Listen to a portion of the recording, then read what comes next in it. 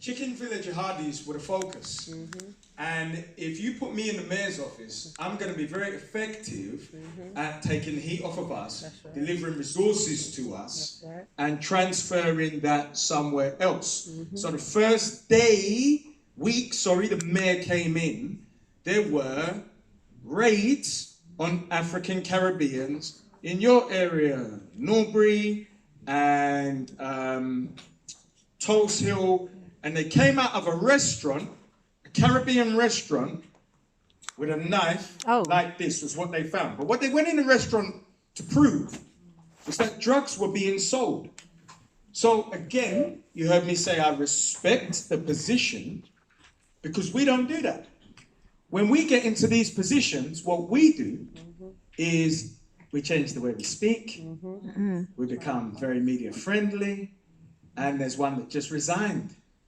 I enabled this man to lose his composure once because he's a very effective barrister. My brother was there, and the cheese slid off the toast. Because these characters aren't as impressive as you think they are. It doesn't matter. He's now gone back in. You see why I'm not going to name him?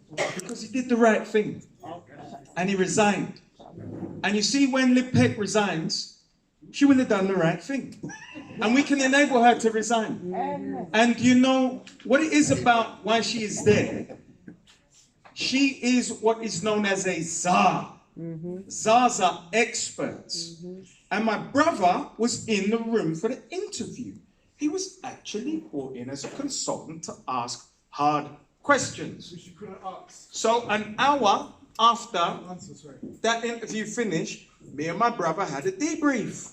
And she was the third worst candidate in a room with no African Caribbeans, where allegedly we are 79% of the problem. Which he also asked, why aren't the candidates there? And the answer was, there were no African Caribbeans who had the acumen for the role of czar. Now, because we know between us, all of the gentlemen in that senior position, we said they must have been consulted. They must have been interviewed. And I made 4 phone calls after the fact to gentlemen who the role was a mystery to. So Khan has put this woman in place to fail. However, she is a public figure accountable to somebody because she is a somebody. Okay.